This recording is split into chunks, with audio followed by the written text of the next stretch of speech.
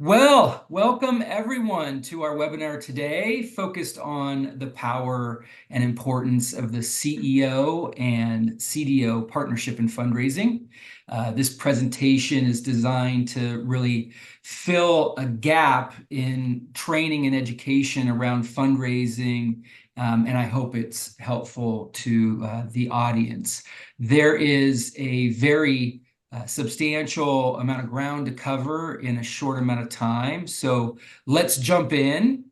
And let me start by introducing the folks that are going to be presenting today. I'll start off with myself. I'm Chris Looney, founder and CEO of the 5-Tool Fundraiser.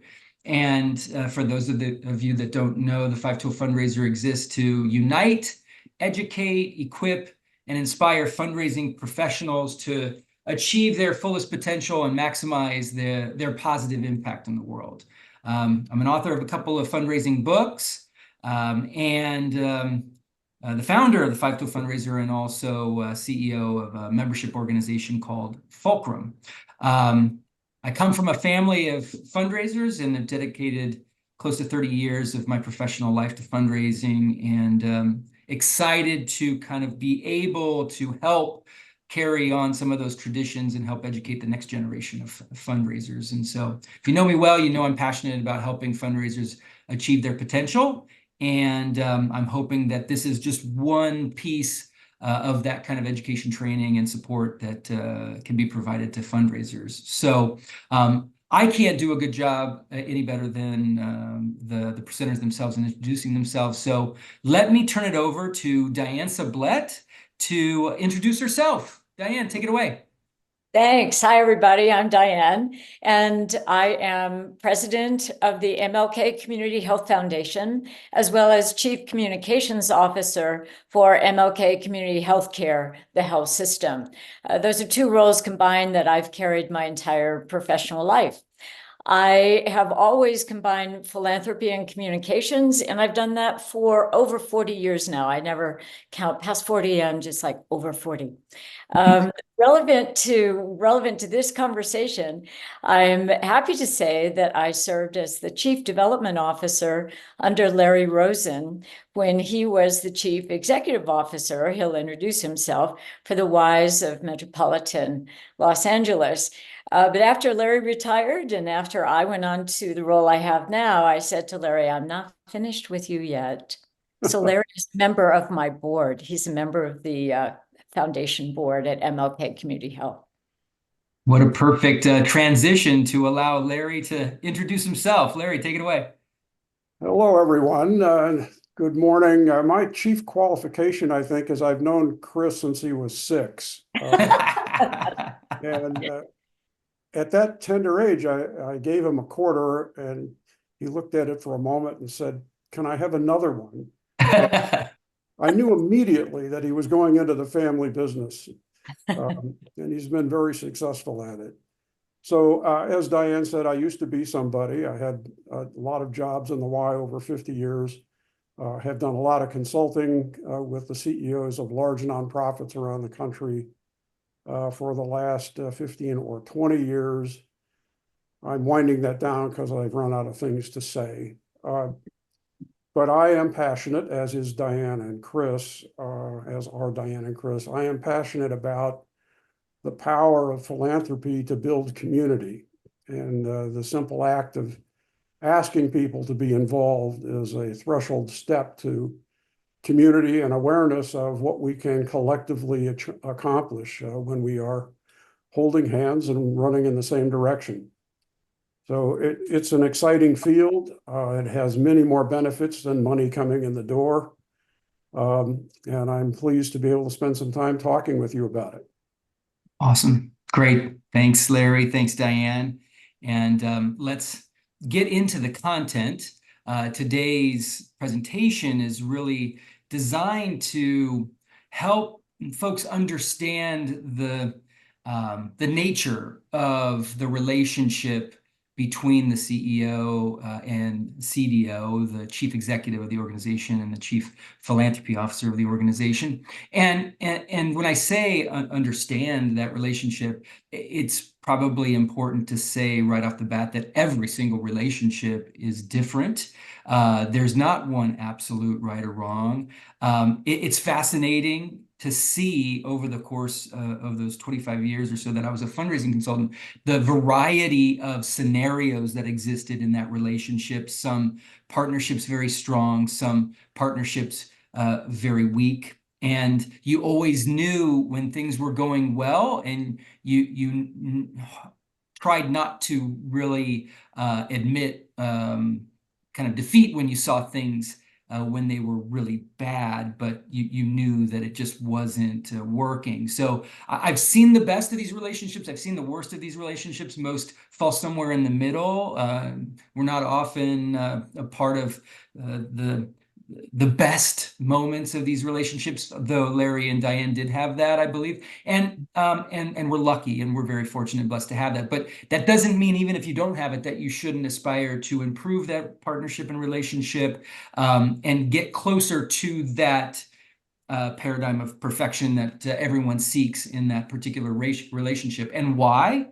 Because as you can see through the key themes here, the best of these relationships create a situation or scenario where things are mutually supportive and mutually beneficial. And who doesn't want that in their professional work, right? The reality is that we see that the CDO really has a role to play in staffing the CEO properly and supporting that individual in their very complex and challenging role. And at the same time, the CEO has to have a certain amount of trust and embrace the advice and guidance of CDO and be coachable in some ways around the area of fundraising. And even if they are experienced, to not believe that they've stopped learning at any point along the journey, but that there's always something that can be learned.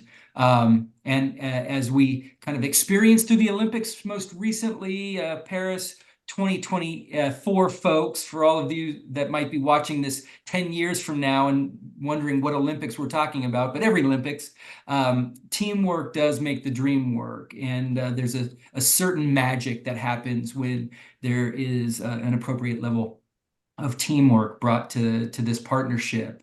And lastly, a key theme that I think you'll find is that as individual contributors and individual professionals, most CDOs, CEOs are incredibly competent and capable and effective individuals in their roles. And so when that's the case, you can get a lot done. You can be very successful and effective. But I would posit that when there is this amazing partnership that's created, the impact of the work and the capabilities are amplified. And I hope that's something that people remember when they go through that. So to explore these themes a little bit better and to dig in a little bit further and learn things that probably I wasn't even thinking about in terms of these partnerships, because I wasn't, unfortunately, able to kind of see Dyan and Larry every day in the work that they were doing together. I'm excited to learn more. So let's go on this journey together, and we'll start with Larry. And we have slides that allow us to kind of pose some questions and see where the dialogue goes. And I'm excited to hear from Larry about this first question, the characteristics that you were looking for when you were hiring a chief development officer. So Larry, what were those things that you were looking for? Well, I certainly got better at them, Chris, over the many decades that I did this, and I kind of reached the pinnacle of my achievement when I hired Dyan. So I got better each time out, and some of the learning was painful, but it stuck. The first question for me of a prospective chief development officer is, why are you here? I am very deeply interested in a person's personal values and motivation for being involved in the not-for-profit world. And fundamentally, if they are not genuinely interested in changing the world, better to, as we say, heal the world, then I'm a lot less interested in what skills they may have around the technology of fundraising. There's a huge amount of heart involved in effective fundraising, and the motivations of those doing the fundraising has to be externally focused. It has to be looking at our communities and saying, how can this be better? And what can we do to make it so? And how can I be involved in an organization that would be effective at making this community better, stronger, more vibrant? So I go after, who are you? Why are you here? At some deep level, frankly. The more I learn about that, the more confident I will be that I'm making a good decision. The experience and technical skills count. Past performance counts, but only as it relates to the person's desire to create this better world. Mm-hmm, mm-hmm. Were there certain things on the resume that you looked for, even apart from sort of the connection or chemistry you had with them, their desire, the passion, the interest in the work? Was there something you were looking for in their resume? Well, the hard-won lesson of looking at thousands of resumes and hiring thousands of people over the years is the first thing I look for is tenure. How long has this person been in a job, and have they been in it long enough to make a difference? So the more complex the work, and being a chief development officer is a complicated, many-layered job. The longer they've been in it, the more likely it is that it's because A, they have learned the job, and B, they have learned how to make progress in it, and C, they understand that this takes time. Mm. So I look at tenure, and then I look at compounding achievement. They're better this year than they were last year.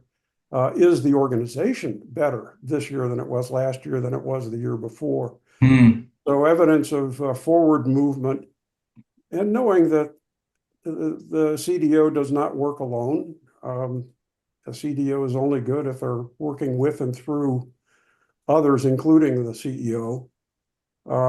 So when I see collective progress over time during that person's tenure, I am much more interested.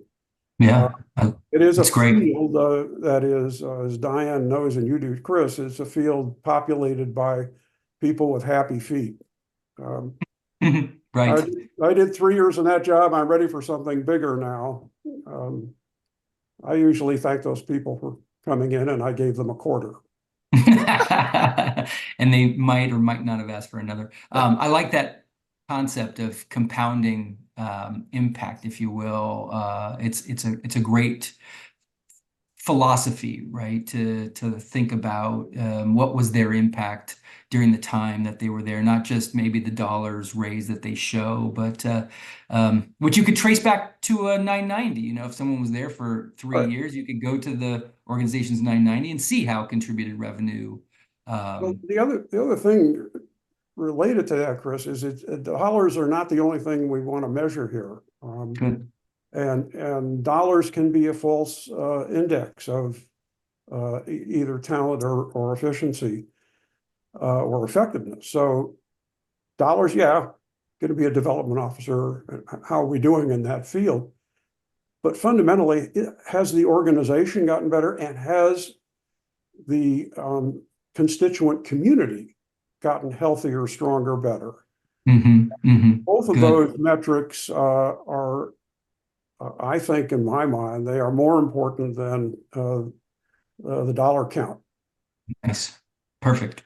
Hey, Chris, can I ask a question? I mean, I think this is Sure, Jamie, please. In interviewing, I do think what's been your experience of kind of sniffing out the BS factor? Because I find that everyone's good in their kind of 1 or 2 interviews with different members of our team, but then kind of pull, how do you effectively pull some of the layers back to kind of see a more authentic person? And I've run into the problem of hiring someone, who the face of it was fantastic, but at the end of the day, it was about using this job to leverage yourself to the next job. And what's been kind of your experience in kind of sniffing that out in a more authentic way? Well, Jamie, that goes directly to the happy feet thing. So the length of time and then the collective compounded improvement of the organization over that period, that kind of puts that concern to rest. But you're right. I mean, there's no shortage of folks who are hopscotching from one job to the next, and before their weaknesses are somehow revealed by their performance, they're off to the next gig. So frankly, it's not hard to figure that one out. And then there's what they tell you, and then there's what you confirm by doing your own independent investigation. So I talk to the people around that person as part of my reference checking. And in many cases, when you're working inside of a large system like the YMCA, the guy in Charlotte, North Carolina is a good friend. So you can't fool me. I can call him up and ask how she did. And for the most part, get the straight scoop. So the reference checking in any field is important. Dyan in healthcare does the same thing. If you're working in that field, you got people to talk to. If you don't talk to them, shame on you. Right. And not necessarily the people that are on their list, but the I was going to say, just people on their list. That's where you have to, yeah. So stipulate. I rarely call the person they list. Good. Good.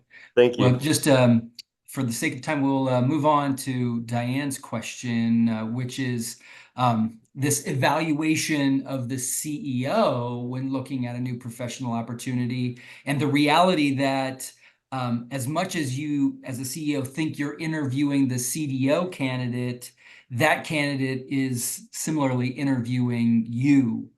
So what would you say to that, Dyan?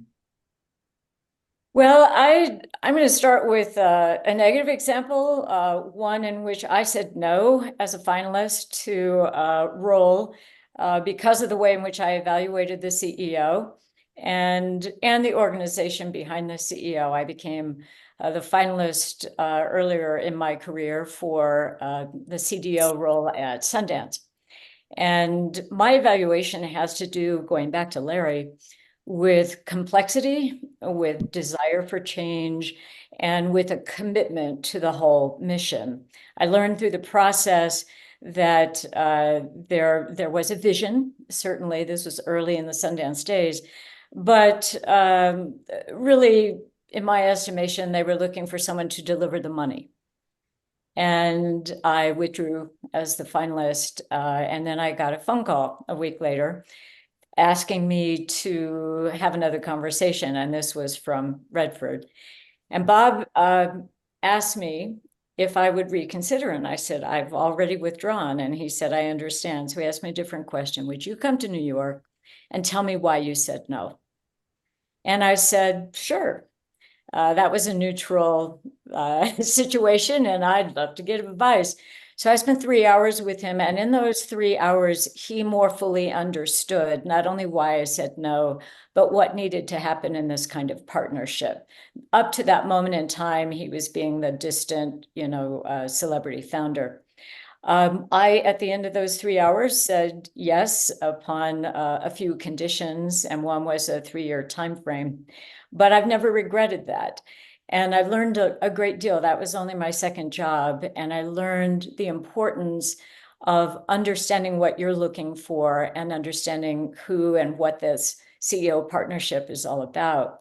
So fast forward, when I knew that I looked for conversation versus an interview, when I look for curiosity and some level of courage, I also look into the background of the CEO in the same way that somebody might look into our backgrounds. And I look for signals that they've done something hard, that they've taken some risks, that they've dealt with complexity. And in my conversation with Larry, I saw all those things, but getting to that conversation was the key, really. I had a friend, a very dear, close friend and colleague, who called me to ask if I might have this conversation with Larry. And my first response was, I've worked always in higher ed and the arts. I'm not interested in the why, and especially, to put a fine point on it, the YMCA. And my friend said, I know what you're interested in. You're interested in leadership and strong leadership and commitment and a desire for change. So do me a favor and have this conversation. And I agreed. And the rest, as we say now, is history. Because in that conversation, and it was a conversation, not an interview, Larry impressed me with not only his curiosity about who I was as a person, but going deep into what motivated me, going deep into my values, my commitment, my desire to change the world, and showed me from his perspective how this could be done together at the Y. I've looked back on that quite often and advised others as they're in their own interview process that you should not come to the table simply ready to recite your resume. You should come to the table being curious yourself, ready with your own questions, but also looking for those things that are going to match you up. Sometimes they say chemistry, but I think that makes it sound, too anecdotal. I think there are things you can identify in what a strong working relationship is going to be.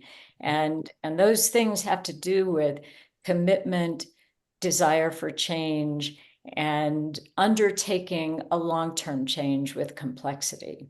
Mhm. If a CEO asks me, have you ever asked for $1 million? Or, how much money have you ever raised, or do you want to raise? I'm like Larry, I want to say, thanks for your time. I think I'm ready to go.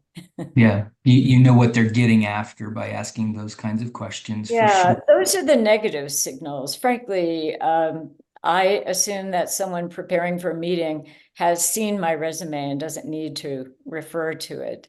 I also walked away from another position because the CEO had the resume in front of him and seemed a little distracted and was picking up things from the resume as he talked. Those are not the Right. things I'm interested in. I have had, again, going back to something Larry looks for, 7-year cycles, with the exception of Sundance, in which we had that 3-year agreement. Those 7-year cycles are important. That's a long time. You don't want to spend a long time with someone you don't not only respect, but really like. Someone you admire, someone who pushes you and challenges you. That's the kind of person I want to spend 7 years with. And that's the question I ask myself when I interview for roles with CEOs. Yeah, that's great. So good.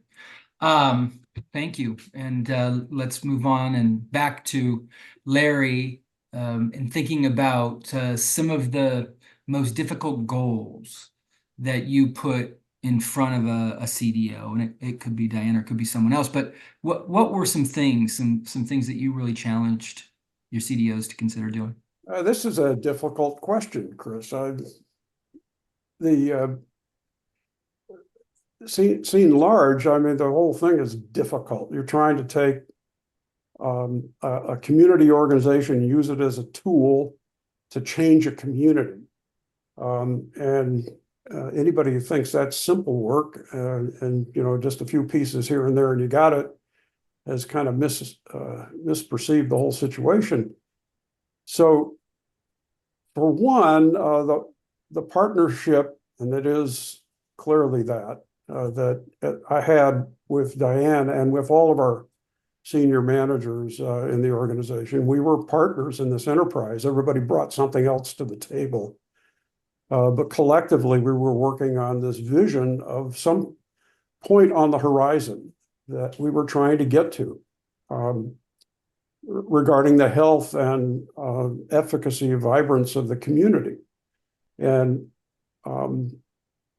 those dreams had to be translated into short-term goals and annual outcomes and new procedures and new resource allocations and that kind of thing.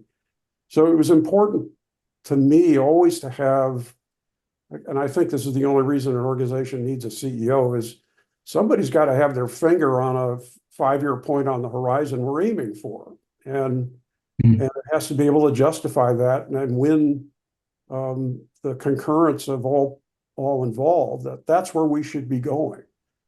So on a, 360 degrees on the compass, to point at one and say we're going here requires building consensus and agreement and more than intellectual buy-in, emotional and passionate buy-in. So your question is difficult because it approaches all of those complexities, but it doesn't have a single answer to it. Right. What I'd noticed is that you haven't said anything about numbers. A lot of times people will say, oh, the most difficult goal is to break the $1 billion barrier or something like that. But that isn't what you're talking about. No, not entirely. But I think in today's fundraising, if I were doing this again, Chris, I retired from the LA job in 2011. I retired from the YMCA in 2014. And yeah, I've been working with CEOs on other nonprofits since, but I think what's changed from the time that Dyan and I were doing this is that large donors are far more interested in outcomes than they are in activity. And the thing you have to show them is a credible path to an outcome that they desire. So maybe it's literacy. So what has your work done in this organization? Or maybe it's health equity. What has your organization done that's moving the needle on that large theme? Mm-hmm. When I first started in the Y, it's first started being involved in local fundraising, I could raise a lot of money saying I took 2,000 kids to camp. Just walk into some smiling-faced grandfather who had grandchildren at camp and tell that story, and I'd get a big check. Mm-hmm. I don't think I could raise a nickel doing that today. Taught 10,000 people how to swim. Okay, how is the world better because that happened? And I think sophisticated donors are looking more and more for our ability to articulate outcomes and why what we're doing leads in that direction. And the challenge I would give to a CDO today would be relative to these outcomes that answer a so what question. Right. Well, I think that strikes me as being it, right? The most challenging goal that you've put in front of the CDO these days is helping to create the story or articulate the impact or communicate the storyline that's going to translate into the inspiration and response and engagement and getting people motivated to step forward instead of stepping back, which is an interesting concept. And Dyan, and I'll use this as a transition. Dyan, you've kind of been at the forefront of marrying those two things together in the communications and advancement or fundraising worlds. And I don't think many people truly understand how connected those two enterprises are. In many ways, people think, oh, well, we have our communications department that does our PR, and then we have our fundraising department that goes out and gets the money. And yet the reality is that they have to work so closely together, right? They do. And I've been fortunate or have chosen myself in my career to work in organizations that can marry those two things. Sometimes they're so large that you can't, but I cannot imagine doing this work of impact that Larry's talking about without being able to communicate, to tell the story. Now, telling the story wisely, going back again to Larry's example, you can tell the story. Usually fundraisers can. I took 2,000 campers to camp, and you've got the grandfather here who's going to write the check. But can you tell the larger story of the vision? Can you integrate a set of stories that drive you to the larger impact? That's what interests me the most in communications. So that's why I can't actually imagine doing this work without having both of those functions. I am in great agreement with Larry, and happily so. Maybe it's because of the way my DNA is constructed. But sometimes I think that our most important goals are the goals that will be realized by the next generation. So when we have ambition for enormous impact, what we've done is create the structure and the culture that will create that impact. And perhaps the generation behind us is going to yield on that. I found, though, that that is what excites donors. And I think that to the point of the question itself, the most difficult goals that I've been asked to achieve were the goals that Larry brought me in with. He took a risk with me as a candidate. I did not come from the Y, and the Y has a long, long tradition of growing up its own and a very strong culture. But Larry wanted to address some of that culture and create change to make fundraising a year-round activity that would create, that's a culture change and a structural change. And that appealed to me. But it was the most difficult goal of all. If we had said our ambition is to raise X number of dollars, we'd have to figure out how to get there. But I came in with a set of goals that my CEO constructed for me and then backed me up on. We had to move a culture that was accustomed to an intense 6-week campaign and then moved on.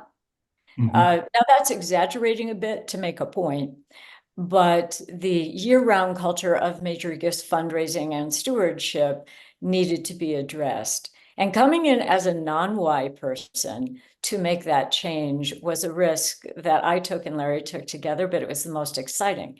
So the most difficult goals that I've had are the most exciting goals. I love that.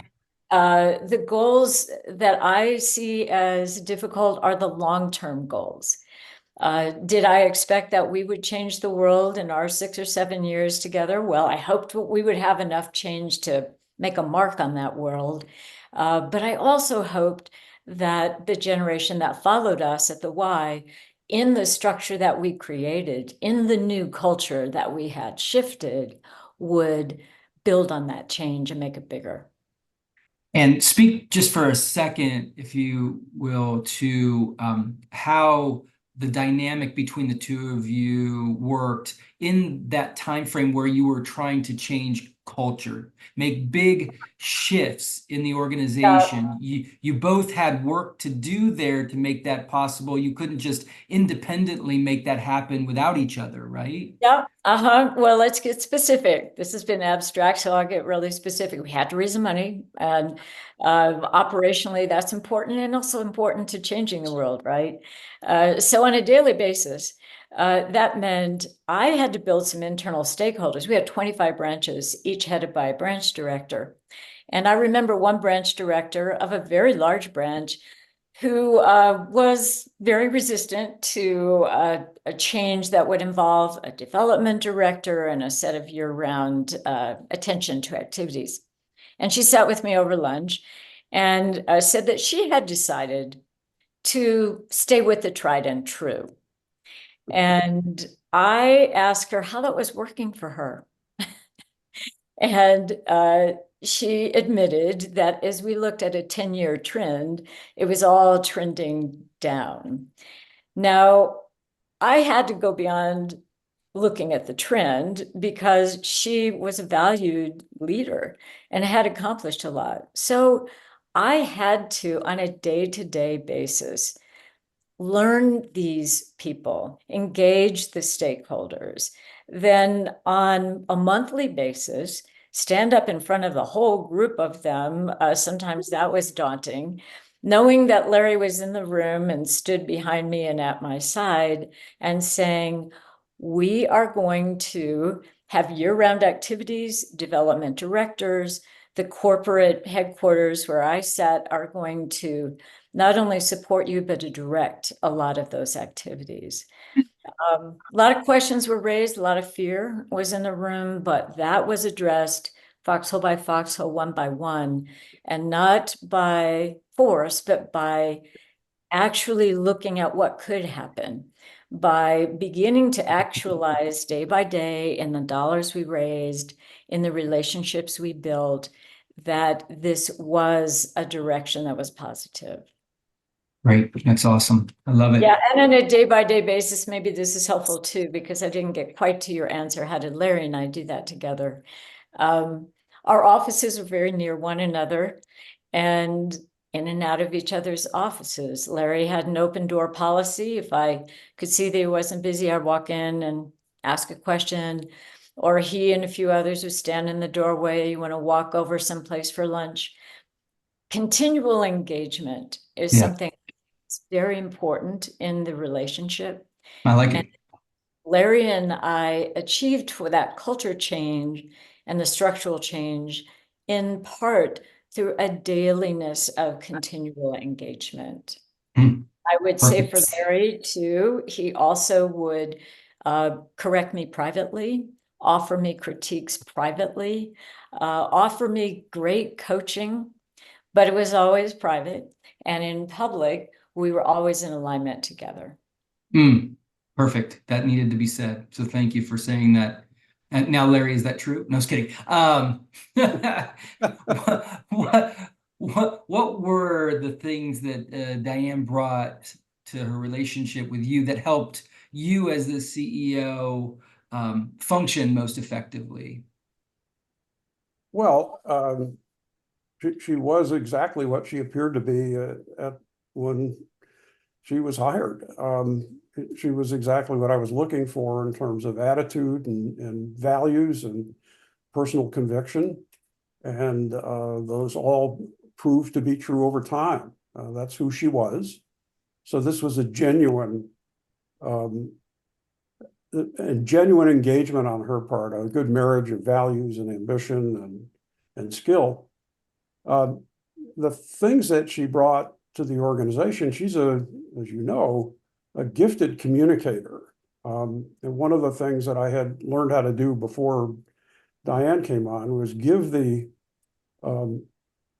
communications function of the organization to the development officer.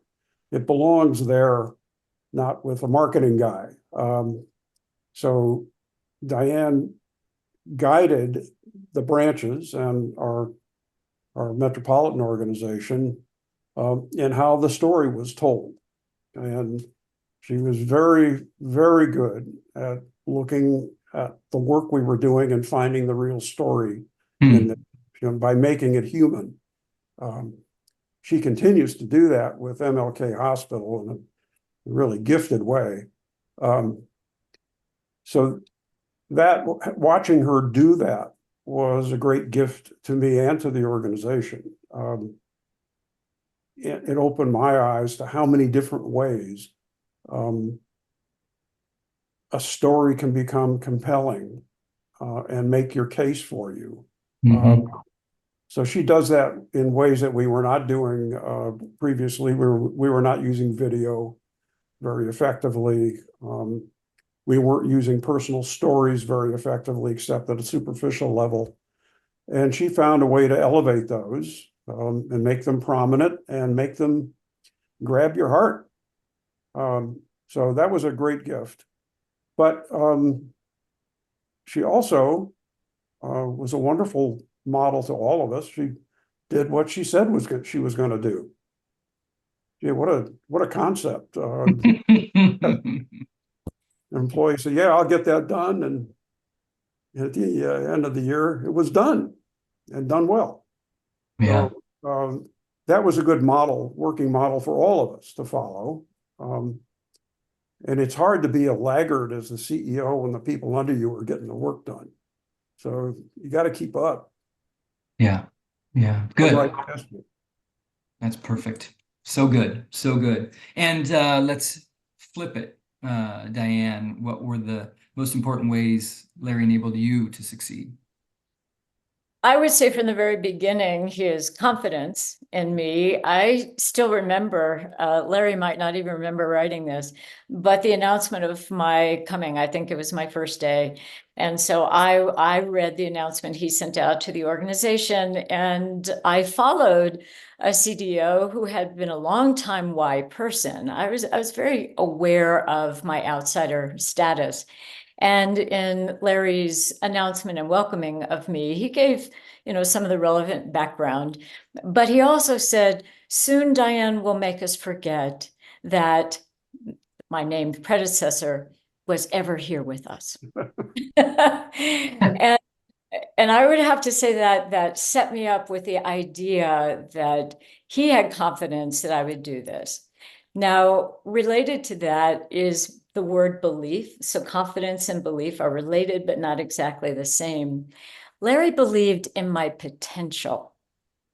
So Larry believed in me, but I had not yet demonstrated that I could do all of the things that we wanted to do together.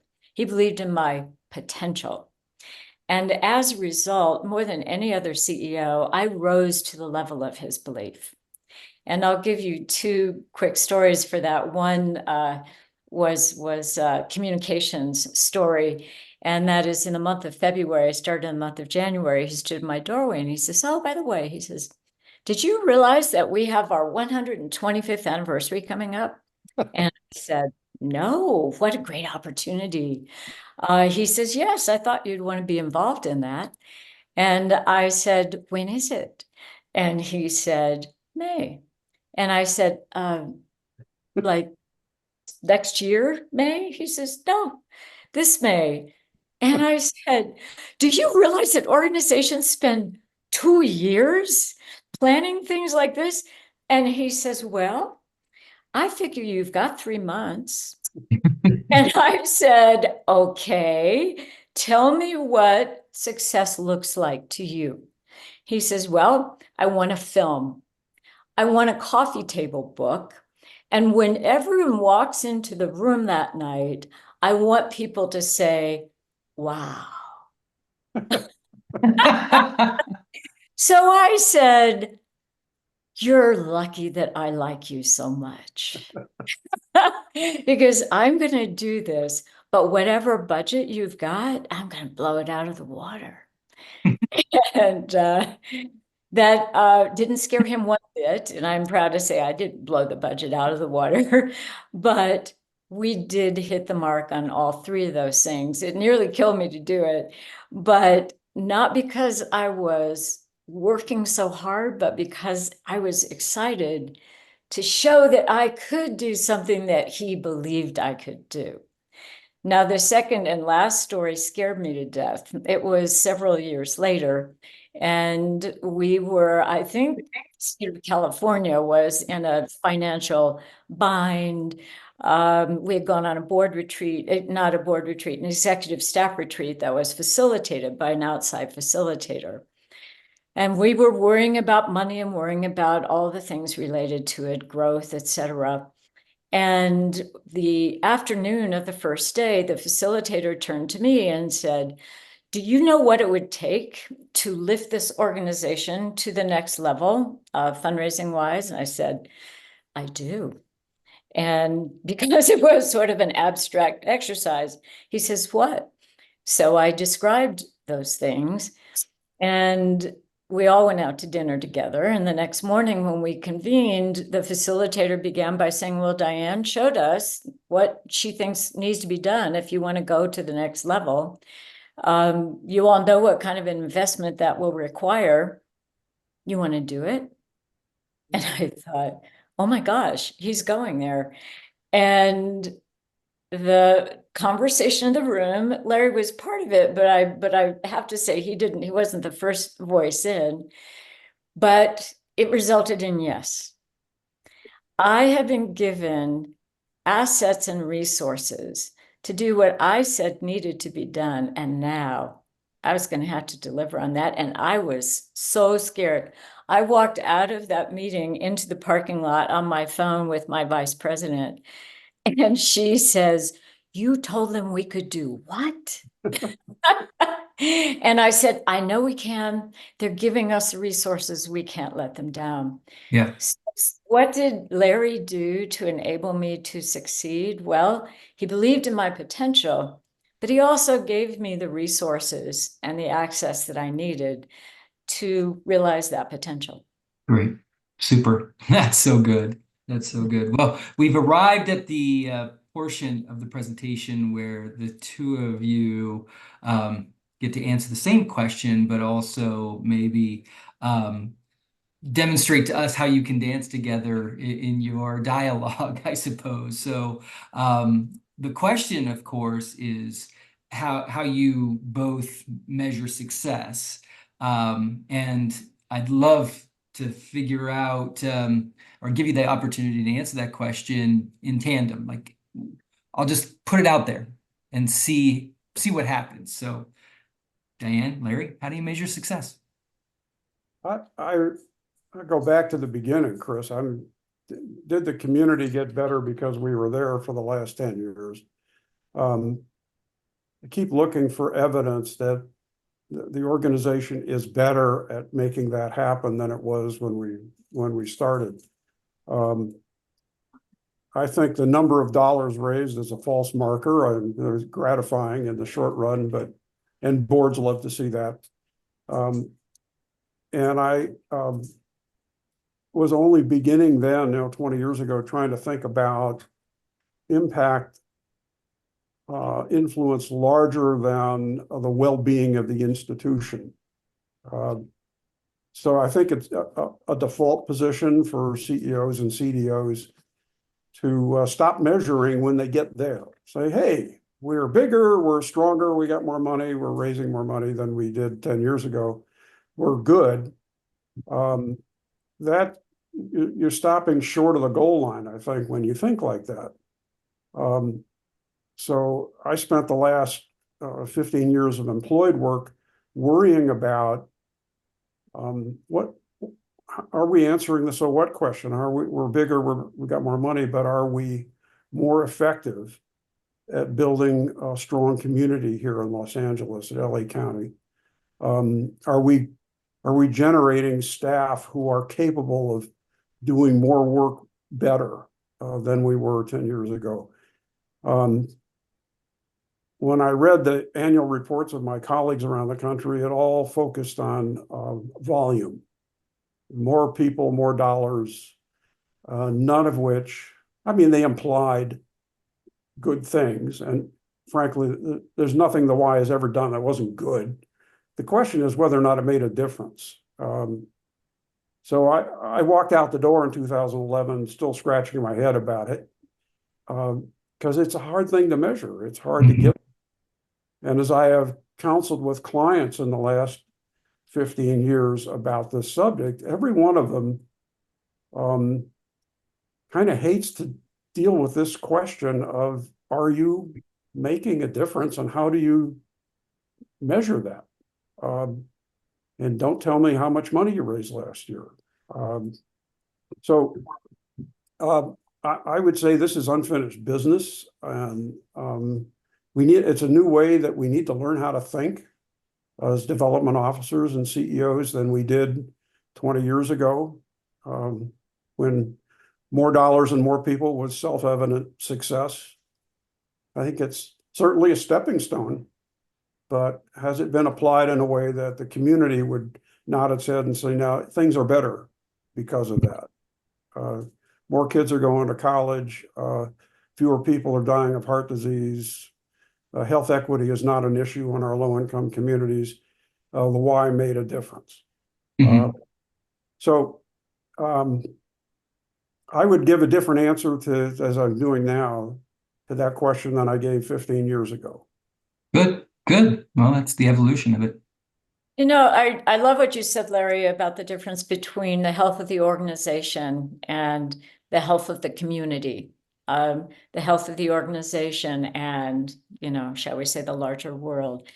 I really think that that is an important stretch for us. And it goes to this notion, a debate that is, I think, been going on for a while in the world of philanthropy around endowments. And I've, as I gotten older, become less and less a fan of amassing endowments and more a fan of using the resources we have to make that impact.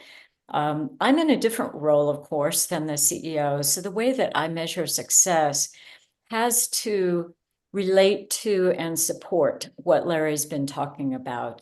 How I measure success is whether or not I have been successful in creating a structure in which the work can continue to go on very effectively. Maybe the structure was already there and I fine-tuned and improved it. Half of my career has been spent in startups, from Hampshire College to Sundance to MLK today. My measurement is, did I create that structure or improve the structure that is forever into the future going to support that impact outside of the organization? And then related to that, my measurement of success is, did I leave a strong team, a strong staff behind me? That's great. That's great. Let me see here. I see here final thoughts, but that is not my intent. So let me add a couple of questions for you that should be here. And we are closing down the time of the webinar, so this is more, I guess, quick answers than deep philosophical ones. But how or what did the two of you learn from each other through your time together, through your relationship? Like what were some of the key takeaways about the other person that you learned? Dyan, what did you learn about Larry and your relationship that was important and that you would hope other CDOs have with their CEOs? Well, I've mentioned that Larry helped me professionally move to the next level, just as we helped the organization do the same thing. I think what I learned from Larry has to do with the subject of this webinar. And that is the fact that I have always been very action-oriented. That can be a plus, but it can also be a minus. And as the old saying goes, if you want to go fast, go alone. But if you want to go far, go together. So Larry helped me sometimes pull back when I wanted to just act. You know, remember to bring people with you. That wasn't always my inclination, and it's not always the easiest thing to do, but it was a very, very important learning. Farther together. Remember that collaborative work is what creates the impact. You're not the hero if you raise 20 million this year. The 20 million goes to making the impact in the community. So I learned to back off of my earlier professional learnings. Did I hit that number? Did I exceed that number? Not that I didn't do that, but I needed to move to the next level. And I learned to put that in my mind as a secondary way to get there, a path, but not the ultimate goal. That's good. That's good. And Larry, what were some of your sort of lessons learned from the relationship with Dyan? What did you take away knowing that you needed to have in all of your future relationships with CDOs, or what you would counsel CEOs to have with their CDOs? I tended almost to hire for what I was not. Good. No, that's so important. That's such a good statement. What I was looking for was a team of complementary talent, but where there was a commonality of passion and purpose in each of them. So we all brought different things to the table. Our executive management team was about 7 people. Each one of them had a unique skill set that the others didn't have. So I was looking for the parts that make a whole, and then the methods that allow that to happen. I hired partners, not employees. And Dyan was that to me. And we had a relationship, whether it was standing in the door of her office while she was trying to get something else done, or going to lunch with 2 or 3 other members of the management council, or whatever. It was always, what can I mine from this rich trove from this person and that person? If you looked at the 7 of us, we were dramatic differences in who we were and what we were good at. That, I think, created the strength of the team and its ability to get things done. So I looked to Dyan as a partner, and she never failed me in that. She always was. She was forthcoming. She was open, and she could be challenged and she could be praised, and neither one of them turned her head. So I was worried about people who were too fragile to hear that didn't work, or who got too puffed up when something did. Right. So right. I Brilliant. think That's so good. the way the culture worked in our situation was it celebrated the ability to be co-equals in lifting this thing up and carrying it somewhere. And then what we wanted was the transmission of this collective ethos out into the organization. We had 3,000 staff. They all should be seeing each other and the organization as a partnership about something larger. So our job was not just to do our jobs. Our job was to create this larger thing.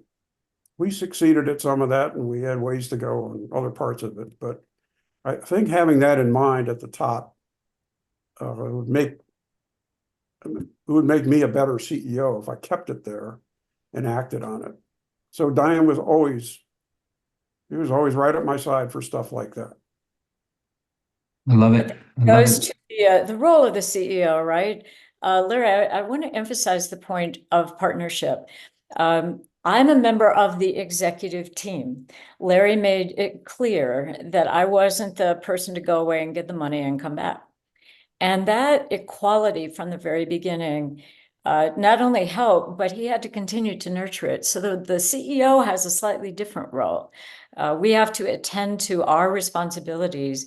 But Larry needed to, for example, take me out to lunch with a very valued executive member of the team who was dramatically different than me in personality.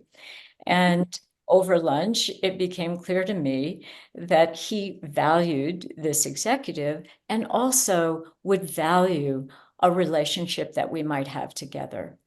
So picking up on that, he was the one as a CEO who gave the signal and gave the message. We became very unlikely friends, and much to the surprise of people around us, really good friends with a lot of respect for one another. That's what the CEO did in the modeling of what we needed in the whole organization. Love it. Well, those feel like amazing final thoughts and some guidance to give everyone. But before we break and before we conclude, is there any last minute thoughts that you didn't share yet that you wanted to get out there, Dyan or Larry, for the audience? I have 2, and for my role. First, a habit of yes. I now say to my team, there is only one answer that you should ever give to your CEO, no matter what question is being asked, and that is yes. And once you say yes, and I learned this along the way, suddenly that person relaxes. Your CEO is more open to hearing what you might say. You could say yes, but you might want to consider that if I do this, etc. But the habit of yes is a habit of opening both people. And then the second piece of advice I have is that in my role, our job is to adapt to the CEO style. Always adapt to the style of your CEO.